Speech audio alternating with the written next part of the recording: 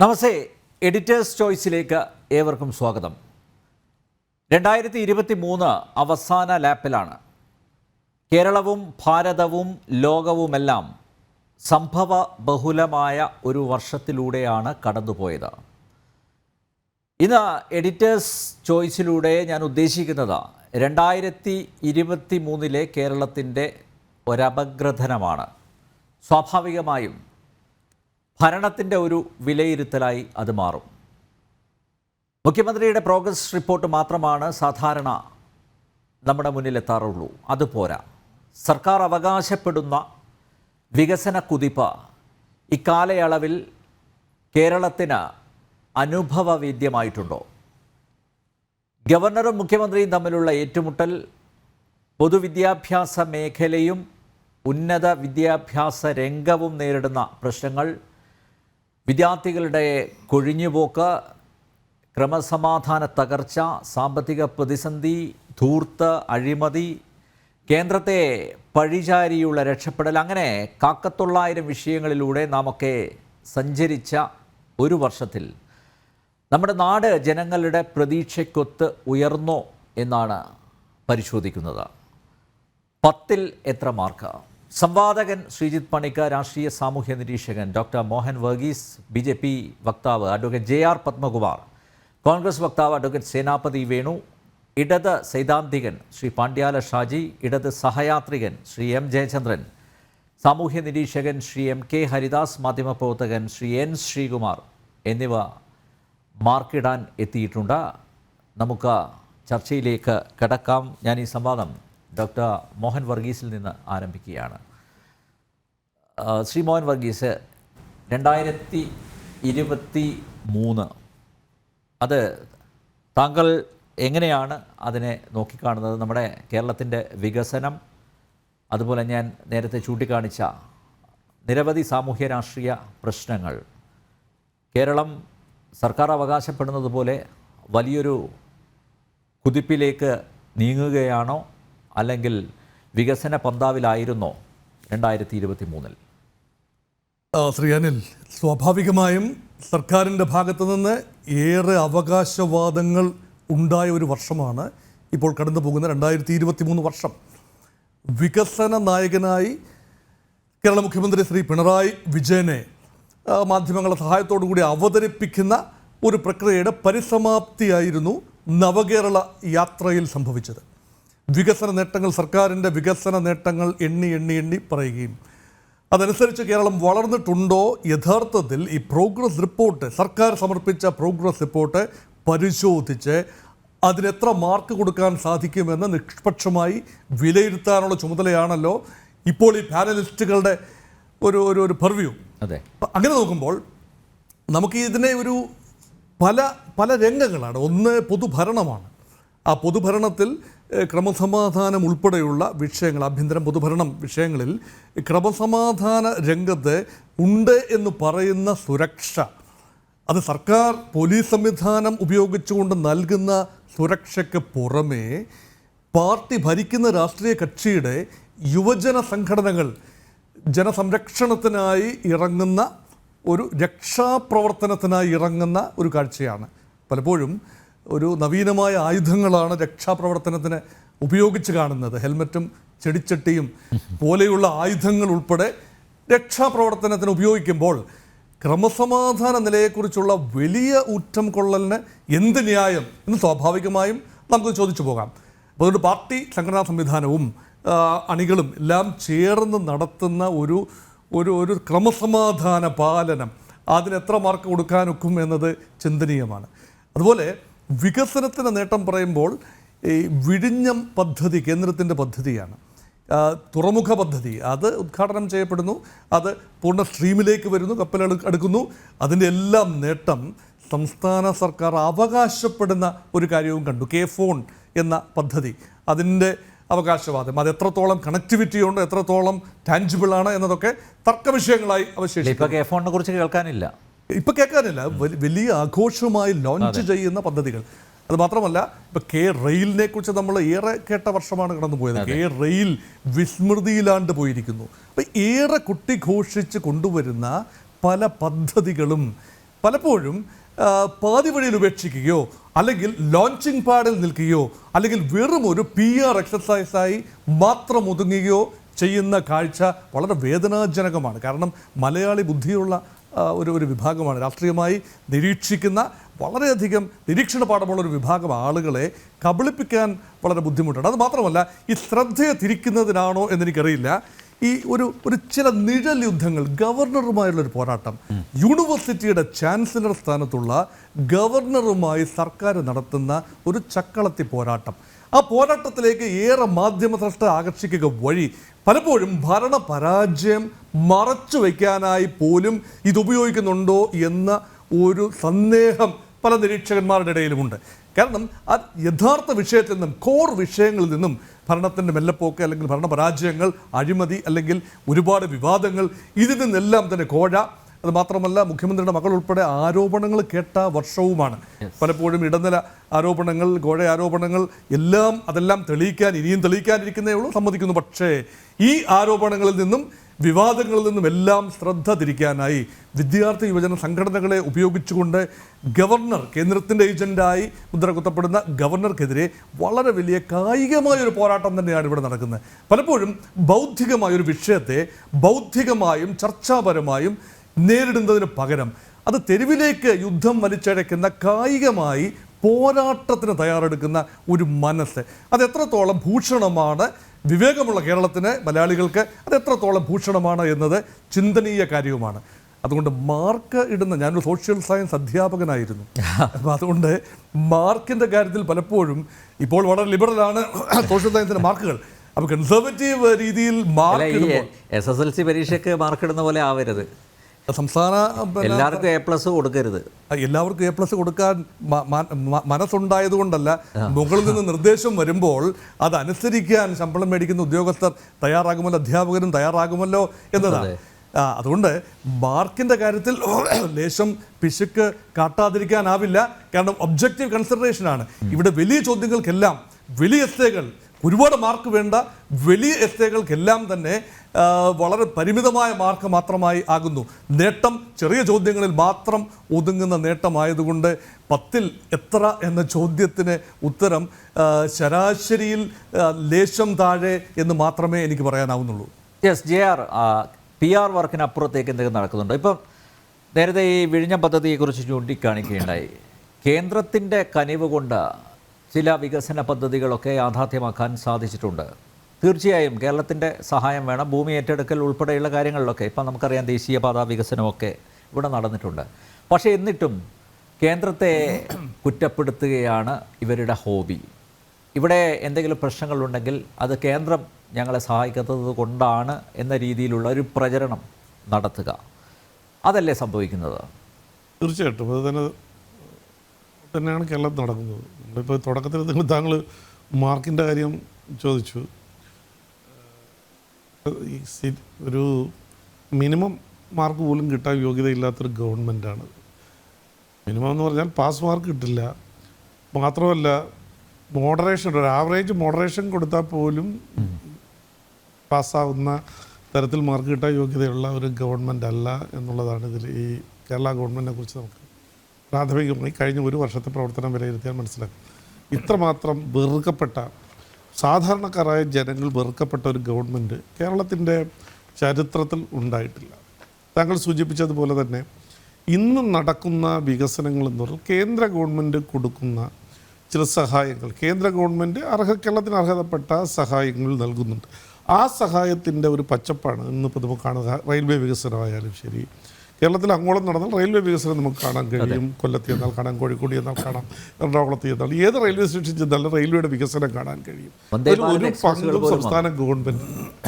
അതേപോലെ തന്നെ നാഷണൽ ഹൈവേയുടെ വികസനം, ആ ഒരു രണ്ട് വികസനങ്ങൾ അതല്ലാതെ മറ്റ് നമുക്ക് എടുത്തു കാണിക്കാൻ സംസ്ഥാന ഗവൺമെൻറ്റിൻ്റെ പ്രയത്നത്താൽ അല്ലെങ്കിൽ നമ്മുടെ ഇവിടുത്തെ ജനപ്രതിനിധികളുടെ പ്രയത്നത്താൽ കൊണ്ടുവന്നിട്ടുള്ള വികസന പദ്ധതികളൊന്നും തന്നെ നമുക്ക് കാണാൻ കഴിയില്ല. വിഴിഞ്ഞത്ത് തന്നെ അപഹാസ്യമായ രീതിയിൽ നമുക്കറിയാം, അവിടുത്തെ ഈ തുറമുഖത്തിൻ്റെ പ്രവർത്തനത്തിന് വേണ്ടി ക്രെയിൻ കൊണ്ടുവന്നത് ആദ്യത്തെ കപ്പൽ എന്നുള്ള രീതിയിലാണ്. നമ്മൾ റോഡിൻ്റെ പാലം പണിയാൻ വേണ്ടിയിട്ട് ലോറിയിൽ കമ്പി കൊണ്ടുവരുമ്പോൾ ആദ്യത്തെ വാഹനം വന്നേ എന്ന് വിളിച്ച് പ്രചരണം നടത്തി ആദ്യത്തെ വാഹനം എന്നുള്ള നിലയിൽ ഉദ്ഘാടനം നടത്തി പോയെന്നല്ലത് അവിടെ ഒന്നും ആയിട്ടില്ല. ഇപ്പോൾ മൂന്നാമത്തെ ക്രെയിനും കൊണ്ട് അല്ലെങ്കിൽ മറ്റു സാധന സാമഗ്രികൾ കൊണ്ട് അടുത്തൊരു കപ്പൽ വരുന്നുണ്ടാണ്. അല്ലാതെ വിഴിഞ്ഞത്തിനും ഈ പറഞ്ഞതുപോലെ ഒരു ടൈം ഷെഡ്യൂൾ വെച്ചിട്ട് കഴിഞ്ഞ കുറേ കാലങ്ങളായിട്ട് UDF ഗവൺമെൻറ് കാലത്തായാലും LDF ഗവൺമെൻറ് കാലത്തായാലും ഒരു ടൈം ഷെഡ്യൂൾ വെച്ചിട്ട് ഇത്ര ആദ്യത്തെ കപ്പൽ അവിടെ വരുന്നു എന്നൊക്കെ പറഞ്ഞ് പ്രചരണം നടത്തി എന്നുള്ളതല്ലാതെ അതൊന്നും യാഥാർത്ഥ്യമാക്കാൻ കഴിഞ്ഞിട്ടില്ല. എല്ലാ മേഖലയും തകർന്ന് തരിപ്പണമായിട്ടുണ്ട്. ആരോഗ്യ മേഖല, വിദ്യാഭ്യാസ മേഖല, കാർഷിക മേഖല, നമ്മുടെ ഇൻഡസ്ട്രി, അതേപോലെ പാവങ്ങൾക്ക് കിട്ടുന്ന സോഷ്യൽ വെൽഫെയർ മായി ബന്ധപ്പെട്ടിട്ടുള്ള കാര്യങ്ങൾ ഒരു മേഖലയിലും മികച്ചതാണ് എന്ന് പറയാൻ നമുക്ക് ആർക്കും കഴിയില്ല. പക്ഷേ ഒരു കാര്യം ഇവിടെ ശ്രദ്ധേയമാണ്. വളരെ ബോധപൂർവം കേരളത്തിലെ പൊതുസമൂഹത്തെ, മാധ്യമങ്ങളെ എല്ലാവരെയും വഴിതിരിച്ചു വിട്ടിട്ട് അവരുടെ കഴിവുകേട് മറച്ചു വെക്കാൻ ഈ വിഷയം മാറ്റിക്കൊണ്ടു പോകാൻ ഇടതുപക്ഷ ഗവൺമെൻറ്റിന് കഴിഞ്ഞു എന്നുള്ളത് അതിലൊരു ഇപ്പോൾ നമുക്ക് വേണമെങ്കിൽ പാസ് മാർക്ക് കൊടുക്കാം. ഇപ്പോൾ നമുക്കറിയാം മറ്റേ ജനസമ്പർക്ക യാത്രയുമായി ബന്ധപ്പെട്ട് നവകേരള സദസ്സ് തുടങ്ങി.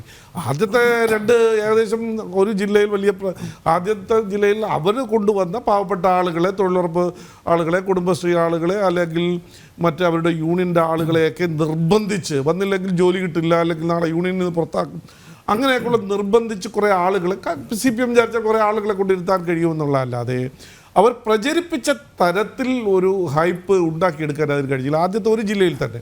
അതേസമയം അത് കഴിഞ്ഞതിന് ശേഷം കേരളത്തിൽ തിരുവനന്തപുരത്ത് എത്തുന്നത് വരെ വലിയ രീതിയിലുള്ള മാധ്യമ ശ്രദ്ധ പിടിച്ചു പറ്റുന്നതിന് വേണ്ടിയിട്ടുള്ള ശ്രമം അവർക്ക് അവരുടെ തന്ത്രം വിജയിച്ചു. കണ്ണൂരിലേക്ക് വന്നപ്പോൾ തന്നെ ആദ്യത്തെ തന്നെ നമുക്കറിയാമല്ലോ നമ്മുടെ ജീവരക്ഷാ നടപടിയിലേക്ക് മുഖ്യമന്ത്രി പോയി. അത് കഴിഞ്ഞതിന് ശേഷം അവിടെ നടന്ന ആ സംഭവം സത്യത്തിൽ ഒരു മനുഷ്യ മനസാക്ഷിയെ ഞെട്ടിക്കുന്ന, അല്ലെങ്കിൽ മനുഷ്യത്വം അല്പമെങ്കിലുമുള്ള ഒരാൾക്ക് പോലും അതിനെ ന്യായീകരിക്കാൻ കഴിയില്ല. പക്ഷേ കേരളത്തിൽ ഒരാൾ ന്യായീകരിച്ചു. അത് ജീവൻ രക്ഷാ പ്രവർത്തനമാണ്, പ്രവർത്തകരെ അവിടെ നിന്ന് പിടിച്ചു മാറ്റിയതാണ്, ഇത് കൂടുതൽ നമ്മുടെ ജില്ലകളിലേക്ക് വ്യാപിപ്പിക്കണം ജീവൻ രക്ഷാ മാർഗം എന്നൊക്കെ പ്രചരിപ്പിച്ച സമയത്ത് അതിനെ തുടർന്നുള്ള മാധ്യമ വിവാദങ്ങളും അതിനോടുള്ള എതിർപ്പുകളും പൊതുസമൂഹത്തിനുള്ള എതിർപ്പുകളും സോഷ്യൽ മീഡിയയിൽ കൂടിയുള്ള എതിർപ്പുകൾ കൂടി ഈ നവകേരള യാത്രയെ ഒരു വലിയ സംഭവമാക്കി ആളുടെ മുന്നിൽ അവതരിപ്പിക്കാൻ സാധാരണ ജനങ്ങൾക്ക് അത് ഉദ്ദേശിച്ച തലത്തിൽ ഒരു പ്രയോജനം ഉണ്ടായില്ലെങ്കിലും CPM സംബന്ധിച്ചൊരു വലിയ പ്രചരണ പരിപാടിയായി മാറ്റി. പക്ഷേ ഒരു നെഗറ്റീവ് പബ്ലിസിറ്റിയാണ് എന്നുള്ള നിലയിൽ നോക്കുമ്പോൾ അവർ ഉദ്ദേശ തലത്തിൽ അവരുടെ അജണ്ട തിരിച്ച് കൊണ്ടുപോകാൻ കഴിഞ്ഞു എന്നുള്ളതാണ്. അതേപോലെ തന്നെ നിർണായകമായ ഘട്ടങ്ങളിലെല്ലാം തന്നെ അവരുടെ പിടിപ്പുകേട് കൊണ്ട്, സാമ്പത്തിക മാനേജ്മെൻറ്റ് കൊണ്ട് തന്നെ കേരളത്തിലെ സാമ്പത്തിക മേഖല തകർന്ന് തരിപ്പണമായ സമയത്ത് കേന്ദ്രമാണ് ഇതൊന്നും കൊണ്ട് തരാത്തത് എന്നുള്ളൊരു കള്ളപ്രചരണം നടത്തി. അതിലും ഒരു പരിധിവരെ മാധ്യമ ശ്രദ്ധയോ അല്ലെങ്കിൽ അവരുടെ അണികളെയെങ്കിലും ആവേശം കൊള്ളിക്കാൻ അവർക്ക് കഴിഞ്ഞിട്ടുണ്ട്.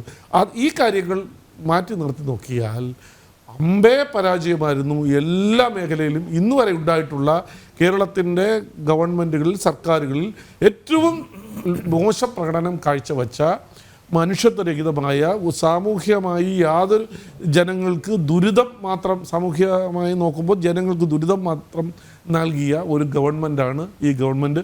ഒരു അവസ്ഥയിലും ഒരു തരത്തിലും ഒരു കാര്യത്തിലും മേന്മ അവകാശപ്പെടാൻ കഴിയാത്ത ഒരു ഗവൺമെൻറ്റാണ് LDF ഇപ്പോഴത്തെ ഗവൺമെൻറ്. അതിൽ പ്രത്യേകിച്ചും ഈ 2023, 2024 ഈ ഒരു കാലഘട്ടം.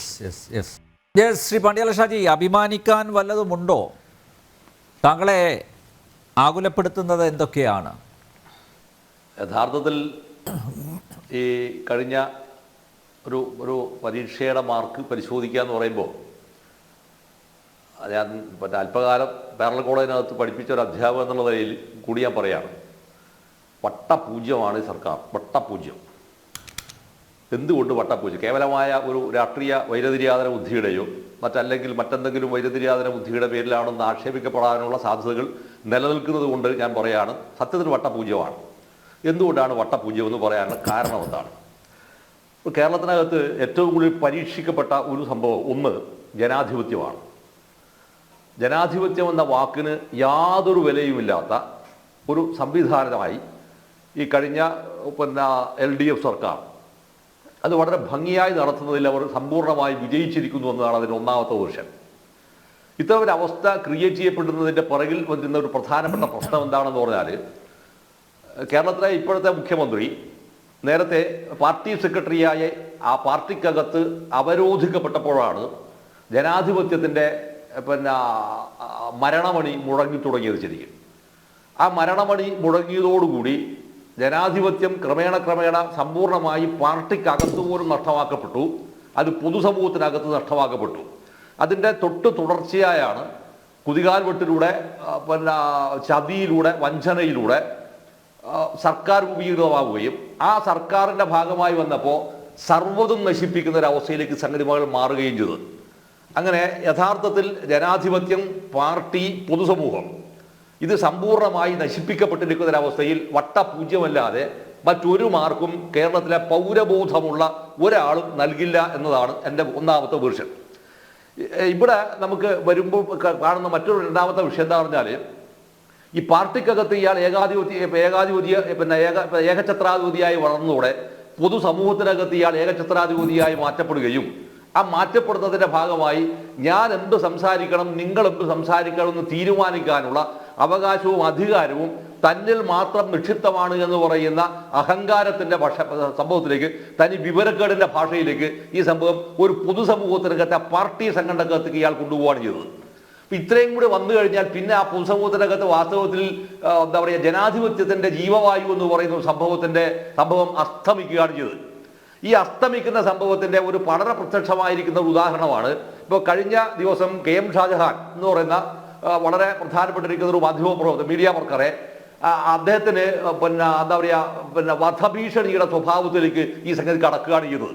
നോക്കൂ, നമ്മൾ ആലോചിക്കേണ്ട ഒരു വിഷയം എന്താണെന്ന് പറഞ്ഞാൽ, നിങ്ങളെ എതിർക്കാനോ സംസാരിക്കാനോ കഴിയാത്ത ചങ്കുറപ്പോ അല്ലെങ്കിൽ മാന്യതയോ ജനാധിപത്യ ബോധമോ കാണിക്കുന്ന ആളുകൾക്ക് ഒരാൾക്ക് പോലും സംസാരിക്കാൻ കഴിയാത്തൊരവസ്ഥ നിർമ്മിക്കപ്പെടുന്നു എന്ന് പറഞ്ഞാൽ, അങ്ങനെ വരുന്ന ഒരു സൊസൈറ്റിയെ ഭരിക്കുന്ന ഒരു സർക്കാരിന് ആരാണ് മാർക്ക് നൽകുക? ഈ മാർക്ക് നൽകുക എന്ന വിഷയത്തിൻ്റെ അകത്ത് വരുന്ന മൂന്നാമത്തെ വിഷയം എന്താണെന്ന് പറഞ്ഞാൽ, ആ പാർട്ടിക്കകത്ത് എത്ര ആളുകൾ ഈ പറയുന്ന ഗവേണൻസിന് മാർക്ക് കൊടുക്കും? ഈ മാർക്ക് കൊടുക്കുന്നതിൻ്റെ അകത്ത് വരുന്ന നാലാമത്തെ വിഷയം ഞാൻ നിങ്ങളോട് പറയാം. ഈ കൺഫേർഡ് IAS ആയിരുന്നല്ലോ വാസ്തവത്തിൽ നമ്മുടെ ശിവശങ്കരൻ. കൺഫേർഡ് IAS ഒരു വളരെ ബ്രില്യൻ്റ് ആയിരിക്കുന്ന പാലക്കാട് വിക്ടോറിയ കോളേജിലെ വിദ്യാർത്ഥിയായിരിക്കുന്ന അദ്ദേഹത്തെ ഇയാളുടെ താല്പര്യപ്രകാരമുള്ള സംവിധാനങ്ങൾ രൂപീകരിക്കുന്നതിനും കൂടിയാണ് കൺഫേർഡ് IASലേക്ക് ഇത് കടക്കുന്നത്. ആ കൺഫേർഡ് IAS അവിടെ ലഭിക്കുന്നതോടുകൂടി സംഭവിച്ചത് എന്താണ്? തൻ്റെയും തൻ്റെ കുടുംബത്തിൻ്റെയും വരുമാന സ്രോതസ്സുകൾക്ക് ആവശ്യമായ രീതിയിലേക്ക് ഒരു സംഭവത്തെ ചുരുക്കിയെടുക്കാനും ആ ചുരുക്കിയെടുക്കുന്നതിലേക്ക് ആരെ കൊണ്ടുവരികയാണ്? സ്വപ്ന സുരേഷിനെ കൊണ്ടുവരികയുമാണ് ചെയ്തത്. അതിന് കൊണ്ടുവരികയും ചെയ്തതോടെ ഈ പറയുന്ന ശിവശങ്കരൻ എന്ന് പറഞ്ഞാൽ ലവറായി പോയി ഒരൊറ്റ അപരാധത്തിൻ്റെ പേരിലാണ് ആ പാവം സ്ത്രീയെ എന്താക്കി തീർത്തത്? ഇത്രയേറെ നിരാധാരമാക്കി കേരള പോലീസിനകത്ത് മാറ്റി തീർത്തത്. അപ്പൊ ഇങ്ങനെ മാറ്റി തീർത്തപ്പോൾ അവർ രണ്ടുപേരെയും ഒരേപോലെ ജന്മം നശിപ്പിക്കുകയാണ് ചെയ്തത്. ഈ നശിപ്പിക്കുന്ന ഒരാൾക്ക് എങ്ങനെയാണ് അയാൾ അഡ്മിനിസ്ട്രേറ്റർ ആവുന്നത്? അഞ്ചാമത്തെ വിഷയം ഞാൻ പറയാം, എന്തുകൊണ്ടാണ് ഇത് വിളിച്ചു പറയാൻ ഒരു മറിയക്കുട്ടി ചേച്ചി ഉണ്ടായത്? ഇതാണ് ചോദ്യം. അഞ്ചാമത്തെ ഏറ്റവും വലിയ കൺക്ലൂഷൻ പോയിന്റ് ഇതാണ്. എന്നിട്ട് മാത്രമേ ഞാനത് ഡെവലപ്പ് ചെയ്യാം. ഈ മറിയക്കുട്ടി ചേച്ചിക്ക് ഇത് പറയാനുള്ള ധൈര്യം കൊടുത്താണ് ലഭിക്കുന്നത്. ഇവിടെ നമ്മൾ കാണേണ്ട മറ്റൊരു വസ്തുത എന്താണെന്ന് പറഞ്ഞാൽ, കേരളത്തിനകത്ത് PL 480 എന്ന അമേരിക്കക്കാരൻ്റെ ഗോതമ്പ് നിന്നിട്ട് വളർന്നു വന്നിരിക്കുന്ന ദാരിദ്ര്യത്തിന്റെ പടുകുടി എന്ന് വളർന്നു വന്നിരിക്കുന്നയാളാണ് വാസ്തവത്തിൽ കേരളത്തിൽ ഈ അടുത്ത കാലത്ത് മരിച്ചു പോയിരിക്കുന്ന ഏറ്റവും പ്രഗത്ഭനായിട്ടുള്ള മാർക്സിസ്റ്റ് ഇക്കണോമിസ്റ്റ് എന്ന് എല്ലാ അർത്ഥത്തിലും വിളിക്കാൻ അർഹതയുള്ള കുഞ്ഞാമൻ സാർ. എൻ്റെ അടുത്ത സുഹൃത്തും കൂടിയാണ് അദ്ദേഹം, കുഞ്ഞാമൻ സാർ. ആ കുഞ്ഞാമൻ സാറ് EM ശങ്കരൻ നമ്പൂതിരിപ്പാടിനെ ഇരുത്തിക്കൊണ്ട്, അദ്ദേഹത്തിന്റെ വേദിയിൽ ഇരുത്തിക്കൊണ്ട് അതിരൂക്ഷമായിരിക്കുന്ന വിയോജിപ്പുകളും വിമർശനങ്ങളും ഈ കേരളത്തിലെ പൊതുസമൂഹത്തിൽ അദ്ദേഹം ഉന്നയിച്ചിട്ടുണ്ട്. ഈ ഉന്നയിച്ചിരിക്കുന്ന ആൾക്കത് പറയാനുള്ള ജനാധിപത്യപരമായ അവകാശം നൽകിയതിന്റെ ഫലം എന്തായിരുന്നു അറിയോ? നൽകിയതിന്റെ ഫലമാണ് അദ്ദേഹത്തിന് എന്തായിത്തീർന്നത്? പിന്നീട് VS അച്യുതാനന്ദൻ വന്ന ഘട്ടത്തിലാണ് അദ്ദേഹത്തെ യൂണിവേഴ്സിറ്റിയുടെ വൈസ് ചാൻസലറാക്കാൻ ശ്രമിച്ചത്. പക്ഷേ ബുദ്ധിശാലിയായിരിക്കുന്ന കുഞ്ഞാമൻ സാറ് പദവി ഏറ്റെടുക്കാതെ മാറിയതിന്റെ പുറകെയുള്ള പറയുന്നില്ല ഇപ്പോൾ കൂടെ. അപ്പൊ ഇങ്ങനെ പോകാതെ ചിത്രം ഉണ്ടാകുമ്പോഴാണ് നിങ്ങൾക്ക് ഒരാൾക്ക് പോലും നിങ്ങൾക്ക് ഒരു എതിർത്തൊരു അഭിപ്രായം പറയാനുള്ള സ്വാതന്ത്ര്യമോ അവകാശമോ ഇവിടെ നിഷേധിക്കപ്പെടുകയാണ്. ഈ നിഷേധിക്കപ്പെടുന്ന ഒരു സൊസൈറ്റിയെ ഗവേൺ ചെയ്യുന്നയാൾക്ക് എങ്ങനെ മാർക്ക് കൊടുക്കുമെന്നാണ് നിങ്ങൾ പറയുന്നത്? എന്ത് മാർക്കാണ് അയാൾക്ക് കൊടുക്കുക? പക്ഷെ മറിയക്കുട്ടി ചേച്ചിയെ പോലുള്ള ഒരു സ്ത്രീക്ക് എന്ത് പറയാതെ ആ സ്ത്രീക്ക് വളരെ കൃത്യമായിരിക്കുന്ന ഏറ്റവും പരുഷമായ ഒരു ഭാഷയുണ്ട്. ആ ഭാഷ കിട്ടുന്നത് എവിടെ നിന്നാണ്? ആ ഭാഷ ഇടുക്കിയുടെ മലമടക്കുകളിൽ പൊരുതി ജീവിച്ചിരിക്കുന്ന ഒരു സ്ത്രീയിൽ നിന്ന് കിട്ടിയിരിക്കുന്ന ഒരു ഭാഷയാണത്. ആ ഭാഷയുണ്ടായിരിക്കുന്ന സ്ത്രീയെ പോലും അപമാനിക്കാൻ പത്രങ്ങളെ ഉപയോഗിക്കുന്ന സംഭവത്തിന് അത് വരുമ്പോഴാണ് നമ്മുടെ മീഡിയ പ്രവർത്തനം എന്ന് പറയുന്നത് പ്രിന്റ് മീഡിയയും വിഷ്വൽ മീഡിയയും അതിനെപ്പോലും നമ്മുടെ കയ്യിലേക്ക് കൊണ്ടുവരാനുള്ള ശ്രമത്തിന്റെ ഭാഗമാക്കി തീർക്കുകയും ചെയ്യുന്ന ജഗുപ്സാവഹമായിട്ടുള്ള രാഷ്ട്രീയത്തിലേക്ക് അത് കടക്കുകയും ചെയ്യുന്നു. ഇങ്ങനെ സർവതല സ്പർശീയ രൂപത്തിൽ ഇത് വരുമ്പോഴാണ് മറുഭാഗത്ത് വരാവുന്ന വേറൊരു വേർഷൻ എന്താണ്? വികസനത്തിന്റെ പന്ഥാവ് എന്നുള്ളതാണ്. ഈ നവകേരളം എന്ന് പറഞ്ഞ വാസ്തവത്തിൽ എന്താണ്? വാസ്തവത്തിൽ അത് എന്താ പറയാ, ചരട് പൊട്ടിപ്പോയിരിക്കുന്ന പട്ടമാണ് ആ സാധനം. ചരട് പൊട്ടിപ്പോയ പട്ടമാണത്. ഈ ചരട് പൊട്ടിപ്പോയിരിക്കുന്ന ഒരു പട്ടത്തിന്റെ കഥ പറഞ്ഞിട്ട് ഈ ബഡായി പറഞ്ഞ് നാട്ടുകാരുടെ മുമ്പിൽ നടക്കുന്നേരം നിങ്ങൾ എന്താണ് വാസ്തവത്തിൽ കേരളത്തിന് കോൺട്രിബ്യൂട്ട് ചെയ്തത്? ഈ കഴിഞ്ഞ ഏതാണ്ട് 6-7 വർഷക്കാലത്തിനുള്ളിൽ 15 വർഷക്കാലം പാർട്ടി സെക്രട്ടറി ആയിരുന്ന ഘട്ടത്തിൽ നിന്ന് ഈ ഒരു പൊതുസമൂഹത്തെ മുരടിപ്പിക്കുകയും മരവിപ്പിക്കുകയും ചെയ്തതിൽ വ്യത്യസ്തമായി ഈ ഗവൺമെന്റ് വന്നപ്പോൾ നിങ്ങൾ എന്താണ് വാദിച്ചത്? വന്നതിൽ ഏറ്റവും പ്രധാനമായിരിക്കുന്ന ഒന്ന് സർവത്ര അഴിമതി എന്നുള്ളതാണ്. സർവത്ര അഴിമതിയാണ്. ഈ അഴിമതിയുടെ ഏറ്റവും പൈശാചികവും ഏറ്റവും ഭയാനകവുമായിരിക്കുന്ന രൂപമാണ് കേരളത്തിനകത്ത് സാധാരണയിൽ വരാവുന്ന IAS ഉദ്യോഗസ്ഥന്മാരില്. ആ IAS ഉദ്യോഗസ്ഥന്മാർ പറഞ്ഞു കഴിഞ്ഞാൽ സാധാരണ എല്ലാ മന്ത്രിമാരും എല്ലാ മുഖ്യമന്ത്രിമാരും ചരിത്രത്തിൽ ഇന്നോളം ഇത് കേട്ടിട്ടുണ്ട്. 57 മുതലുള്ള ഹിസ്റ്ററി അതാണത്. 57 മുതലുള്ള ഒരു പൊതു ഹിസ്റ്ററി അതാണത്. എന്നാൽ ഈ പറയുന്ന വിവരക്കേടിന്റെയും കള്ളത്തരത്തിന്റെയും ഭാഗമായി നിൽക്കാൻ വിവേകശാലികളായിരിക്കുന്ന IAS ഉദ്യോഗസ്ഥന്മാർ നിൽക്കില്ല എന്ന ഘട്ടം വന്നപ്പോഴാണ് കേരളത്തിൽ എന്ത് വരുന്നത്? തൻ്റേതു മാത്രമായി താൻ പറഞ്ഞാൽ കേൾക്കുന്ന ആളുകളെ നിയമിക്കാവുന്ന രീതിയിലുണ്ടായിരിക്കുന്ന ഒരു KAS, കേരള അഡ്മിനിസ്ട്രേറ്റീവ് സർവീസ് എന്ന് പറഞ്ഞ ഒരു സാധനം കൊണ്ടുവരുന്നു. എന്താണ് അതിനർത്ഥം? ആ അർത്ഥം എന്താണെന്ന് പറഞ്ഞാൽ ഈ IAS ഉദ്യോഗസ്ഥന്മാരെ നോക്കൂത്തിയാക്കുന്നത് മാത്രമല്ല ഭാവിയിൽ കേരളത്തിന് വരാനിരിക്കുന്ന വികസനത്തെ കൂടി തടയുന്ന ബോധപൂർവമായിരിക്കുന്ന ഒരു രാഷ്ട്രീയ പ്രക്രിയക്കും സംഘടനാ പ്രക്രിയക്കും ഈ കേരളത്തിൽ ഈ കഴിഞ്ഞ 7 വർഷക്കാലത്തിനുള്ളിൽ ശിലയിട്ടു എന്നതാണ് കേരളം നേരിടുന്ന ഏറ്റവും മറ്റൊരു പ്രധാനപ്പെട്ടിരിക്കുന്ന വെല്ലുവിളി. ഇങ്ങനെ സമസ്ത മേഖലയിലും ഈ വെല്ലുവിളികൾ ഇങ്ങനെ ഒന്നൊന്നായി വളർന്നു വരുമ്പോഴാണ് കേരളത്തിൽ ഏറ്റവും മരവിച്ചിരിക്കുന്ന മറ്റൊരു സംവിധാനം എവിടെയാണ്? അത് യൂണിവേഴ്സിറ്റികളുടെ സ്വയംഭരണാവകാശത്തിന്റെ കടക്ക് കത്തിവെച്ചു വന്നതാണ്. ആ സ്വയംഭരണാവകാശത്തിന്റെ കടക്ക് കത്തിവെച്ചതിന്റെ ഫലം എന്താണ്? പഠിക്കാൻ താല്പര്യമുള്ള കുട്ടികൾ, വിവേകശാലികളായി വളരണമെന്ന് ആഗ്രഹിക്കുന്ന കുട്ടികൾ, ആ കുട്ടികളെ മുഴുവൻ എന്താക്കി നശിപ്പിച്ചു എന്ന് മാത്രമല്ല ചെയ്തത്, മറിച്ച് പരീക്ഷയിൽ പാസ്സാവാത്തവനെ പാസ്സാക്കുന്ന പ്രക്രിയ വരെ യൂണിവേഴ്സിറ്റിയുടെ ചെലവിൽ നടത്തുന്ന ഒരു അധമത്വ പ്രവൃത്തി കൂടി ഒരു മുഖ്യമന്ത്രിയും അതിന്റെ പാർട്ടി സംഘടനാ സംവിധാനവും തീരുമാനിച്ചു എന്ന് പറഞ്ഞാൽ അതിന്റെ അർത്ഥം എന്താണ്? ഒറ്റ അർത്ഥം മാത്രമേ ഉള്ളൂ. ഈ കേരളത്തെ മുച്ചൂട് മുടിക്കുന്നതിനുള്ള വളരെ ആസൂത്രിതമായിരിക്കുന്ന ഒരു ഗൂഢപദ്ധതിയിലെ ഭാഗമായി തീർന്നിരിക്കുന്ന ഒരു പ്രവൃത്തി വളരെ ഭംഗിയായി നടത്തുന്നതിൽ അതിസമർത്ഥമായി അയാൾ വിജയിച്ചിരിക്കുന്നു എന്നതാണ്. അതിന്റെ ഭാഗമായി തന്നെയാണ് യാതൊരു ഉളുപ്പുമില്ലാതെയല്ല ഇപ്പൊ പറയുന്നത് കാരവൻ വേണമെന്ന് എന്താ പറയാ ഒരു അധമനായിരിക്കുന്ന ഒരു പോലീസ് ഓഫീസറെ കൊണ്ട് പറയിപ്പിക്കുകയാണ്. വാർത്താ സമ്മേളനം നടത്തി എവിടെയുണ്ട് DGP? ADGP ആണ് ഇങ്ങനെ പ്രസ്താവന നടത്തേണ്ടത്. ADGP ആണ് പ്രസ്താവന നടത്തേണ്ടത്. ഇത് വന്നിട്ട് പോലും കേരളത്തിനകത്ത് അത്തരം ഒരു ചോദ്യം ഉയർത്താൻ പോലും ആളുകളില്ലാതായി തീർന്നു എന്ന് പറഞ്ഞാൽ നമ്മൾ മരിച്ചു എന്നാണ് പറയേണ്ടത്. പിന്നെ ഇയാൾക്ക് വയ്യാത്തൊരവസ്ഥ ഉണ്ടെങ്കിൽ ഇയാൾ ചെയ്യേണ്ട പറയാ ഈ മിസ്റ്റർ എന്ത് വേണം പറയാ? ഒന്നുകിൽ ഒഴിവായിട്ട് പോകണം, എനിക്ക് ശാരീരികമായ വയ്യായികയുണ്ട്, അതുകൊണ്ട് ഞാൻ ഈ പണി നിർത്തുന്നതാണെന്ന് പറഞ്ഞ് അനങ്ങാതെ വീട്ടിൽ പോയിരിക്കണം. അതിന് പകരം അതിന്റെ ഭാരവും കൂടി റുപ്യ വിഷം വാങ്ങാൻ പോലും പണമില്ലാത്ത ഒരു സൊസൈറ്റിയാക്കി, ഒരു സമൂഹമാക്കി, ഒരു സമ്പദ്ഘടനയാക്കി കേരളത്തെ അധപ്പതിച്ചിട്ട് കാരവൻ വാങ്ങാൻ പോലീസ് ഓഫീസറുടെ ശുപാർശ കത്തുമായി വരയ്ക്കുന്ന ആഭാസനായിരിക്കുന്ന ഒരു മുഖ്യമന്ത്രി ലോകത്തിൽ വേറെ എവിടെയെങ്കിലും ഉണ്ടാവുമോ? കേരളത്തിൽ മറ്റെവിടെയെങ്കിലും ഉണ്ടാവുമോ? അപ്പൊ ഇത്തരം ഒരു അവസ്ഥ നിർമ്മിച്ചിരിക്കുന്ന ഒരു സംവിധാനത്തിന് നാം എന്ത് മാർക്കാണ് മിസ്റ്റർ നമ്പ്യാർ കൊടുക്കുക? എന്ത് മാർക്കാണ് കൊടുക്കുക? സാധാരണ നിലയിൽ 2 പൊട്ടന്മാർ ചേർന്ന് കഴിഞ്ഞാൽ വരേണ്ടത് ഒരു ബുദ്ധിയാണ് വരുന്നത്. 2 പൊട്ടന്മാർ ചേർന്നാൽ ഒരു ബുദ്ധി ഉണ്ടാവണം, ചെറിയ ബുദ്ധി ഉണ്ടാവണം. പക്ഷേ ഈ പൊട്ടന്മാർ ചേർന്നപ്പോൾ ഇത് ഉടനീളം അതിനേക്കാൾ വലിയ വിഡ്ഢിത്തല്ലേ ചെയ്തു വെച്ചത്. ഈ വിഡ്ഢിത്തത്തിന്റെ ഭാഗമായാണ് ഇപ്പോൾ ഇതായി കണ്ണൂർ ജില്ലയിലെ തളിപ്പറമ്പിൽ കഴിഞ്ഞ 2 ദിവസമായി ഒരു 3-4 ദിവസമായി നടന്നുകൊടുക്കുന്ന വലിയൊരു ഫെസ്റ്റ് ഉണ്ട്. അവന്റെ പേരാണ് ഹാപ്പിനെസ് ഫെസ്റ്റ് എന്ന് പറയുന്ന സംഭവം ഉണ്ടാക്കി. അത് പറഞ്ഞെന്താണെന്നറിയോ? ഈ മഹാമാന്യനായിരിക്കുന്ന പാർട്ടി സംസ്ഥാന സെക്രട്ടറി ആയിരിക്കുന്ന ഗോവിന്ദ മൂപ്പർ തട്ടിവിട്ടത് എന്താന്ന് പറഞ്ഞാല് ഇവിടെ പാർപ്പിട പ്രശ്നങ്ങൾ പരിഹൃതമായിരിക്കുന്നു, വികസന പ്രശ്നങ്ങൾ പരിഹൃതമായിരിക്കുന്നു, തീവണ്ടിയുടെ പ്രശ്നങ്ങൾ പരിഹൃതമായിരിക്കുന്നു, സർവത്ര മേഖല ഐശ്വര്യത്തിലേക്ക് നമ്മൾ കടക്കുകയാണ്. ഇനി നമ്മൾ എന്താണ് ചെയ്യേണ്ടത്? ഇനി നാം ചെയ്യേണ്ടത് ഹാപ്പിനെസ്സിലേക്ക് പോകാനുള്ള പ്രായോഗികമായ മാർഗം എന്താണ്? അതിന്റെ പരീക്ഷണശാലയാണ് ഇവിടെ. അതിനാണ് ഹാപ്പിനെസ്. നാം എന്തായിട്ടാണ് യൂറോപ്പിലെ വികസിത മുതലാളിത്ത രാജ്യങ്ങളുടെ മാനസികാവസ്ഥ, അവിടുത്തെ ജനങ്ങളുടെ മാനസികാവസ്ഥയിലേക്ക് നാം ഉയർന്നിരിക്കുന്നു. ഈ കേരളത്തിലെ ഇടതുപക്ഷ ജനാധിപത്യ മുന്നണി ഗവൺമെന്റിന്റെ ഭരണത്തിന്റെ നേട്ടമായിട്ട് യാതൊരു ലജ്ജയുമില്ലാതെ ഈ മനുഷ്യൻ പറയുകയാണ്. അതിന് അദ്ദേഹം ഉദാഹരണമായി എടുത്തു കാട്ടിയത് എവിടെയാ? ഫിൻലൻഡിനെയാണ് എടുത്തു കാട്ടിയത്. സത്യത്തിൽ ഞാൻ പറയട്ടെ, ഈ ഫിൻലൻഡിലെ പ്രധാനമന്ത്രി എങ്ങാനും ഇത് കേട്ടിട്ടുണ്ടെങ്കിൽ പിന്നെ ഒരുപക്ഷെ താലിബാനിലെ ആരെങ്കിലും പിടിച്ചിട്ട് പറയുമായിരിക്കും, ഒരു മെഷീൻ കണ്ട എടുത്തിട്ട് പിന്നെ ഇയാളെ അണ്ണാക്കിൽ വെടിവെച്ച് കൊല്ലണമെന്ന് ആവശ്യപ്പെടുമായിരിക്കും. അവര് ചിലപ്പോൾ അണ്ണാക്കിൽ വെടിവെച്ച് കൊല്ലണമെന്ന് ആവശ്യപ്പെടും. ഇത്രയേറെ വിഡ്ഢിത്തപൂർണ്ണമായിരിക്കുന്ന പ്രസ്താവനകൾ നടത്തുകയും ആ പ്രസ്താവനകൾ ദേശാഭിമാനി എന്ന് പറഞ്ഞ നുണ മാത്രം എഴുതുന്ന പത്രത്തിനകത്ത് വെണ്ടക്കാക്ഷരത്തെ നിരത്തി വെക്കുകയും ചെയ്യുമ്പോൾ ജനത്തിനെ മുഴുവൻ തന്നെ കഴുതകളാക്കി മാറ്റി തീർത്തിരിക്കുന്ന ഒരു ആ സംവിധാനത്തിന് ഒരു കാരണവശാലും പൂജ്യമല്ലാതെ മറ്റൊരു മാർക്കും കൊടുക്കുക സാധ്യമല്ല എന്നാണ് എന്റെ വ്യക്തിപരമായിരിക്കുന്ന അഭിപ്രായം. അതിന്റെ പ്രാഥമിക റൗണ്ടിൽ മാത്രമാണ് ഞാൻ ഈ പറയുന്നത്. ഈ വാദമാണ് ഞാൻ ഉന്നയിക്കുന്നത്. മിസ്റ്റർ നമ്പ്യാർ, സർക്കാരിന് മാർക്കിടുന്ന ഈ വേളയിൽ പ്രതിപക്ഷത്തിന്റെ പ്രവർത്തനം കൂടി നമ്മൾ വിലയിരുത്തണം. പ്രതിപക്ഷത്തിന് കൂടി മാർക്കിടണം. ഇപ്പോൾ നേരത്തെ പണ്ഡ്യാല ഷാജി ചൂണ്ടിക്കാണിച്ചതുപോലെ ഇവിടെ യഥാർത്ഥ പ്രതിപക്ഷ നേതാവ് മറിയക്കുട്ടി ചേടത്തിയായി മാറിയിരിക്കുന്നു. യഥാർത്ഥ പ്രതിപക്ഷ നേതാവ് കൃത്യമായി അവർ ചോദ്യങ്ങൾ ഉന്നയിക്കുന്നു. സാധാരണക്കാരൻ്റെ പ്രശ്നങ്ങൾ അവരവതരിപ്പിക്കുന്നു. അപ്പോൾ പ്രതിപക്ഷം നിർജീവമായി, അതോ ഇവർ നിർജീവമാക്കിയതാണോ? ല്ല എന്ന് മാത്രമല്ല, പ്രതിപക്ഷത്തിന്റെ ധർമ്മം അത് അതിന്റെ പൂർണ്ണ അർത്ഥത്തിലും പൂർണ്ണ തോതിലും നിർവഹിക്കുന്നു എന്നുള്ളതാണ്. പിന്നെ സാധാരണഗതിയിൽ കോൺഗ്രസ് ഭരിക്കുന്ന ഘട്ടത്തിൽ ഇടതുപക്ഷം നടത്തുന്ന പോലെയുള്ള സമരങ്ങൾ, ബന്ദുകൾ, ഹർത്താലുകൾ, ജനജീവിതം സ്തംഭിപ്പിക്കുന്ന നടപടികൾ, അത്തരത്തിലുള്ള ഒരു അക്രമ സമരമാർഗത്തിലേക്ക് കോൺഗ്രസ് പോയില്ല. പണ്ഡ്യാല ഷാജി, നമ്പ്യാർ കേൾക്കാമല്ലോ അല്ലേ? കേൾക്കാം.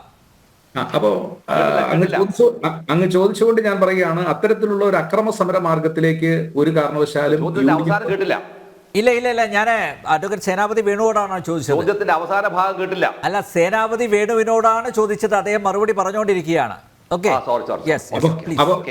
അപ്പോ ഞാൻ പറഞ്ഞത്, ഈ ഇത്തരുണത്തിൽ നമുക്ക് പ്രതിപക്ഷത്തെയും വിലയിരുത്താം, പ്രതിപക്ഷത്തിന് മാർക്കിടാം. ആ കാര്യത്തിൽ ഒരു തർക്കവുമില്ല. പക്ഷെ ആദ്യം നമ്മളിവിടെ മാർക്കിടേണ്ടത് നിശ്ചയമായും ഭരിക്കുന്നവർക്കും ഭരണപക്ഷത്തിനുമാണ്.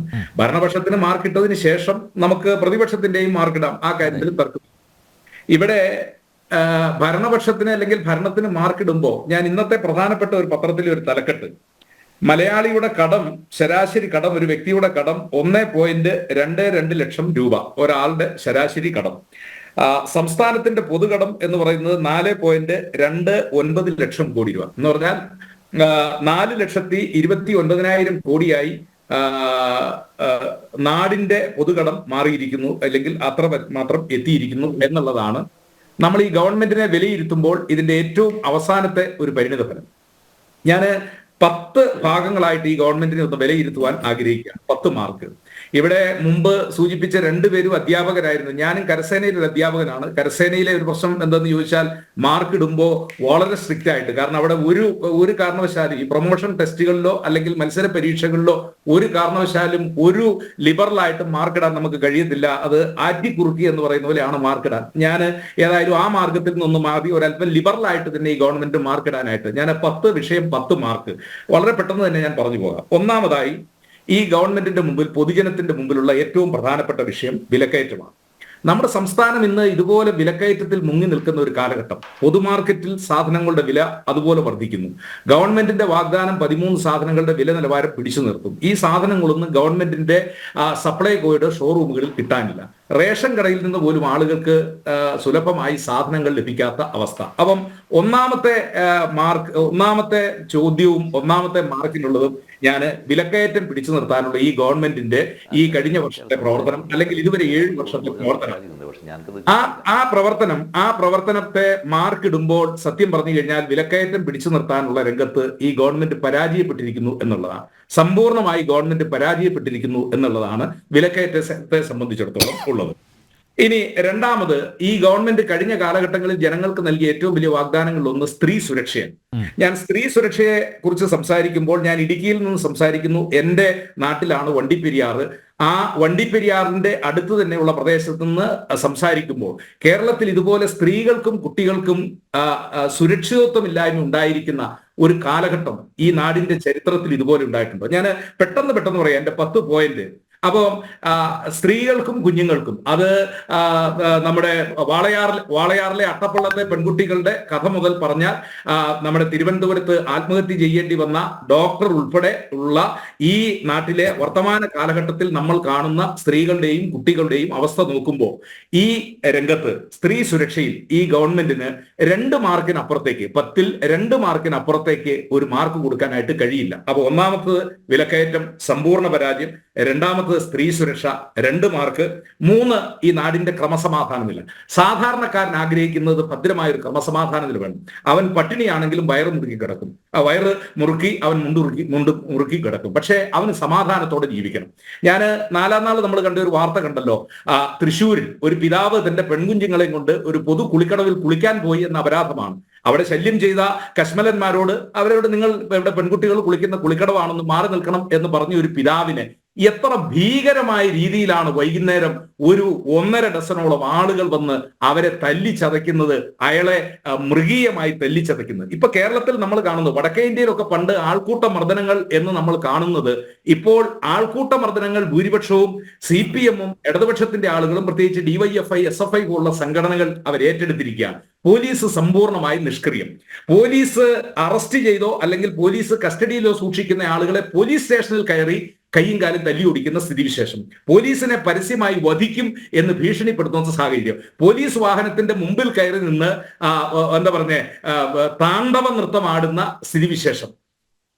അതാണ് ഇപ്പൊ കേരളത്തിൽ ക്രമസമാധാന നില. അപ്പൊ ഞാൻ പറഞ്ഞു വന്ന 3-ാമത്തെ വിഷയം, സമ്പൂർണമായി ക്രമസമാധാന നില തകർന്ന ഒരു നാട്ടിൽ ആ ക്രമസമാധാനത്തിന് പാണ്ഡ്യാല ഷാജി പറഞ്ഞതുപോലെ 1 മാർക്ക് പോലും ഇപ്പോഴത്തെ സാഹചര്യത്തിൽ കേരളത്തിൽ കൊടുക്കാൻ പറ്റാത്ത ഒരു സ്ഥിതിയിലേക്ക് ക്രമസമാധാന നില മാറിയിരിക്കുന്നു. ഇനി അടുത്തത് തൊഴിലില്ലായ്മ, 4-ാമത്തെ പ്രശ്നം.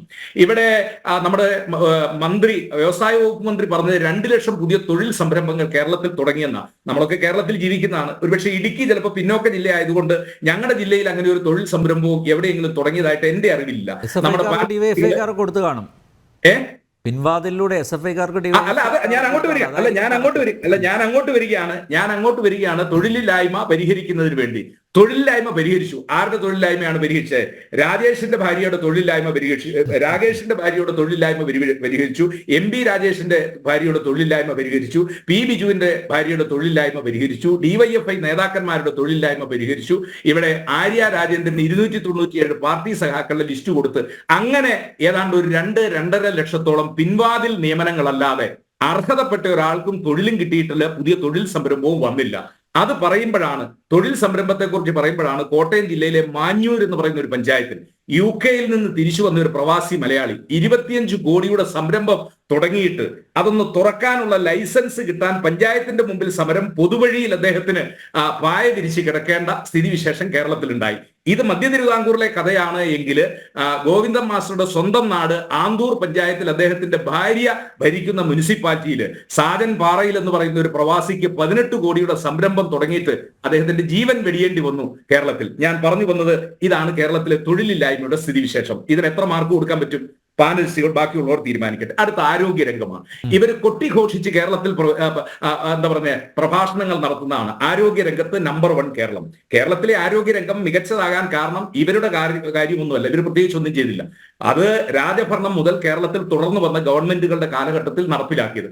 ഉമ്മൻചാണ്ടിയുടെ ഗവൺമെന്റ് എല്ലാ ജില്ലകളിലും ഓരോ മെഡിക്കൽ കോളേജുകൾ ആരംഭിച്ചു. ഇടുക്കി ഉൾപ്പെടെയുള്ള പിന്നോക്ക ജില്ലകളിൽ, പാലക്കാട് അയ്യങ്കാളിയുടെ പേരിൽ ഒരു മെഡിക്കൽ കോളേജ് ഉൾപ്പെടെ, അതുപോലെ തന്നെ കാസർഗോഡ് എൻഡോസൾഫാൻ ബാധിതർക്ക് പ്രത്യേക ചികിത്സ കിട്ടാൻ വേണ്ടി അദ്ദേഹം തുടങ്ങിയ മെഡിക്കൽ കോളേജ്, അതെല്ലാം ഇന്ന് തകർന്ന് തരിപ്പണമായിരിക്കുക. ഒരു ആശുപത്രിയിൽ, താലൂക്ക് ആശുപത്രിയിൽ ചികിത്സാ മുറിയിൽ ഒരു ഡോക്ടർക്ക് കുത്തേറ്റിട്ട് പ്രാഥമിക ചികിത്സ കൊടുക്കാൻ സംവിധാനമില്ലാത്ത ഈ നാട്ടിൽ ആരോഗ്യ വകുപ്പിന് എത്ര മാർക്ക് കൊടുക്കാനായിട്ട് കഴിയും? കാര്യമായ മാർക്കുകൾ ഒന്നും കൊടുക്കാനായിട്ട് കഴിയില്ല. അടുത്തത് വിദ്യാഭ്യാസമാണ്. കേരളത്തിന്റെ വിദ്യാഭ്യാസ രംഗം എവിടെ എത്തി നിൽക്കുന്നു എന്നുള്ളത് അത് പൊതുവിദ്യാഭ്യാസ ഡയറക്ടറുടെ വാക്കുകൾ നമ്മൾ വാക്കുകളിലൂടെ നമ്മൾ കേട്ടതാണ്. A+ കിട്ടി പാസ്സായിരിക്കുന്ന കുട്ടികൾക്ക് പോലും മലയാളം തികച്ചു വായിക്കാൻ അറിയത്തില്ലാത്ത സ്ഥിതിവിശേഷം. കേരളത്തിൽ നിന്ന് ശശി തരൂറിന്റെ ഒരു കണക്ക് അടുത്ത ദിവസം വന്നു. അടുത്ത 5 കൊല്ലം കൊണ്ട് കേരളത്തിൽ നിന്ന് 20 ലക്ഷം അഭ്യസ്ത വിദ്യരായ ആളുകൾ അവര് അന്യ രാജ്യങ്ങളിലേക്കോ അന്യ സംസ്ഥാനങ്ങളിലേക്കോ തൊഴിൽ തേടി പോകുന്ന ഒരു നാടായി കേരളം മാറിയിരിക്കുന്നു. അപ്പൊ കേരളത്തിന്റെ വിദ്യാഭ്യാസ മേഖലയ്ക്ക് ഇനി എത്ര മാർക്കാണ് കൊടുക്കേണ്ടത് നമുക്ക് ചർച്ച ചെയ്യാം. അടുത്തത് ഇവിടെ ക്ഷേമ പെൻഷനുകൾ ഓൾറെഡി ഇവിടെ സൂചിപ്പിച്ചു കഴിഞ്ഞു. നമുക്ക് ഏതാണ്ട് വിവിധ തരത്തിലുള്ള ക്ഷേമ പെൻഷൻ, വികലാംഗ പെൻഷൻ, വിധവാ പെൻഷൻ, അഗതി പെൻഷൻ തുടങ്ങിയ പെൻഷനുകൾ അതൊരു നാട്ടിൽ സാധാരണക്കാരന് അവന് നേരിട്ട് ലഭിക്കുന്ന ഒരു കാര്യമാണ്. അവിടെയാണ് മറിയക്കുട്ടിമാരെ കുറിച്ചും അതുപോലെ തന്നെ അന്നക്കുട്ടിമാരെ കുറിച്ചും ഒക്കെ നമ്മൾ ചർച്ച ചെയ്യുന്നത്.